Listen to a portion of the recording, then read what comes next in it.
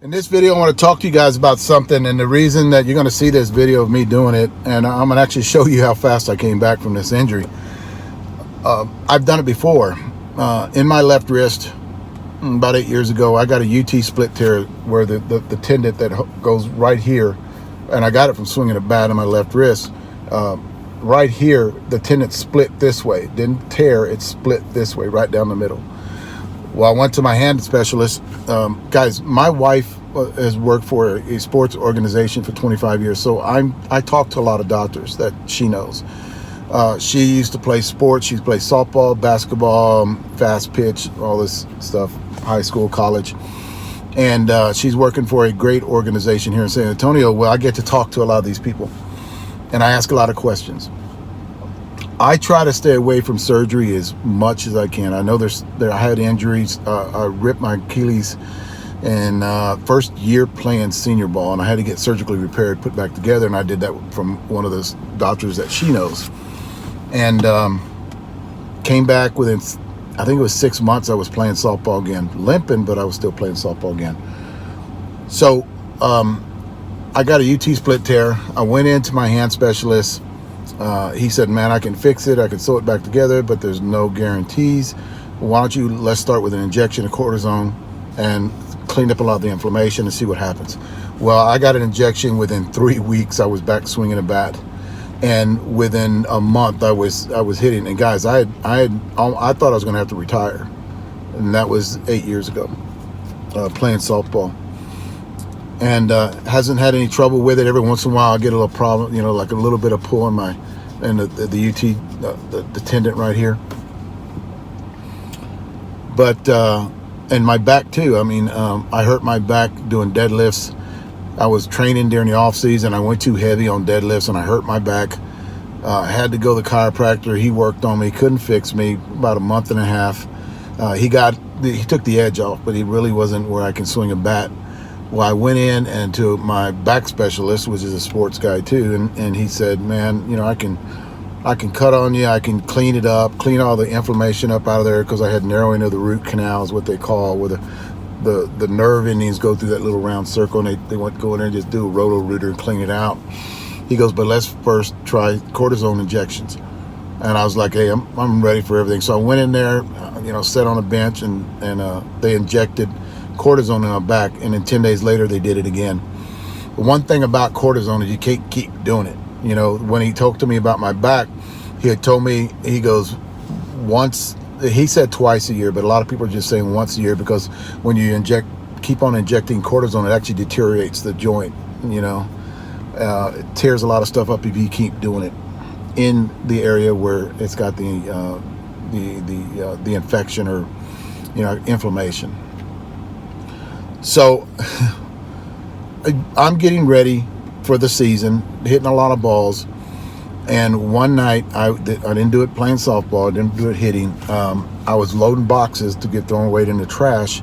And one was a styrofoam box. I was loading it inside of another box, and I went to go push down, and this whole part, and I heard a little crunch in my wrist, and it wasn't where the UT is at.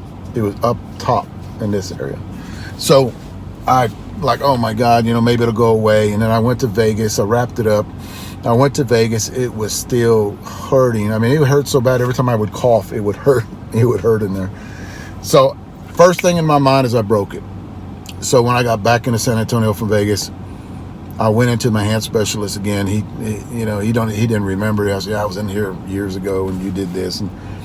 And he goes, he took x-rays, and he said, no, there's no break. No break at all. He goes, but you got some inflammation in this part right here. He goes, what do you want me to do? He goes, I said, I got a tournament at the end of the month. Can you, I don't want to be like I said, what else would you do to it if you don't inject it? He goes, well, I would put you in a splint and immobilize it for 3 or 4 weeks, and then come back and let's see if that did anything. Or I can inject you again. It's been a long time since you had the last one. I said, hey, I just inject it. Let's see if we can't get rid of a lot of inflammation. I got the injection, and you guys can see in the video. That next day, my hand killed me. It was like, because of the spot of the injection hurt. So because when he stuck the needle in and shot the cortisone into the inflammation, the inflamed part of my wrist. And but guys, you'll see this video. This is day 3. I got the injection. I had a day off where it really hurt, and that night, like last night, and this is the day we were hitting, last night my hand felt great. I mean, I could move it. I mean, nothing wrong with it. I hit balls this morning. I worked out this afternoon. I was doing bench. So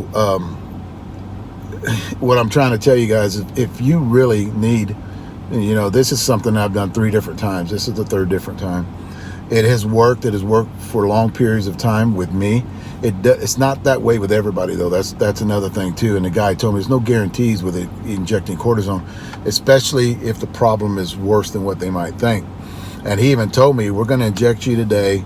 He goes, I'm going to give it about a month. Come back in a month, and if it's still hurting you, we're going to do an MRI to find out if there's any damage to the ligaments or anything in there. Because injections won't do anything to the ligament damage or a torn ligament or anything like that. It just gets rid of inflammation in the area, because otherwise there's no blood flow, guys. There's no blood flow in that area to actually help with the inflammation. You can ice it, but your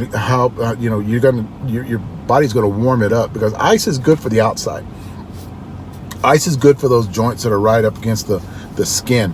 But anything deep, like your back, you'll see a lot of guys putting ice on their back. Unless it's a muscle tear or muscle injury, ice is going to do nothing for your back, because you've got that much before it actually gets to your spine. And usually the damage is in your spine. It's not, or the muscle that's outside your back strap, I call it. Or the muscle, fine. You could put ice on muscles anywhere. But when you have a joint injury, the knees, the problem with knees is you got to get way too far in there to get where the damage is into the knee, and you're not going to get ice that far down in there. Unless you're going to, like, if I could dip my hand in ice for 20 minutes, but that would be a pain in the ass. I actually put ice on it. But to get rid of the inflammation, the easiest thing to do is get a cortisone injection. It's a steroid injection to get rid of the inflammation. It worked for me. It's not for everybody, but for you guys that really want to get back in there. And like, this is the only thing I do. I mean, I'm retired. I hit a lot. I would just be out too damn long. We've got a big tournament coming at the end of March, and I need to be ready for that. And the only way to be ready for that is get the injections and see if it works. The other alternative would be, like, I just have to immobilize it, keep it where it doesn't move, where you don't mess it up, or keep the inflammation down, And I don't take a lot of anti-inflammatories like Motrin or ibuprofen or anything like that. But it worked. It's just one of those things that worked. And guys, if any of you guys, and I know it's kind of, when you see the video of him going inside the joint, it really does not hurt. The only thing it did was, with the cortisone going in there, it felt like it was tight. Like everything got tight in there. It was locked. Like I couldn't move it because of the tightness in the joint, because all the liquid in there. So I couldn't hardly move it. And then finally I started moving around, and the liquid started getting, going around inside there. But other than that, it didn't hurt. I mean, I could hardly feel it. And if it does, like a little pinch, that was it. That's all I felt. I didn't know how deep he went. It's a weird feeling, but it's not a bad feeling, is what I'm trying to say. Guys, if you really, consult your doctor, talk to your doctor about this. Don't take my word for it. I'm not a doctor. I'm just going through the experience that I went through in the past on how to get back on the field and, play the game that we all love. But don't take my word for it, guys. Get out there, talk to your family physician. But one thing I would do, if I'm going to do this, if you guys, I have done this, but if you guys really want to do this, go to a doctor that's familiar with sports medicine.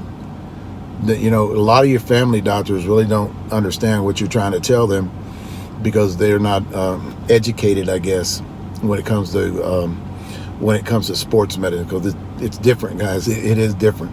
They actually feel your pain. In other words, they know what you're trying to do when you tell them, "Hey, I'm trying to get out there. This is what I do. This is where I'm going to be in another month. Can you get me there?" But don't listen to me, guys. I'm not a doctor. Talk to your family physician. Go to a sports medicine doctor and get answers from them. Thanks, guys.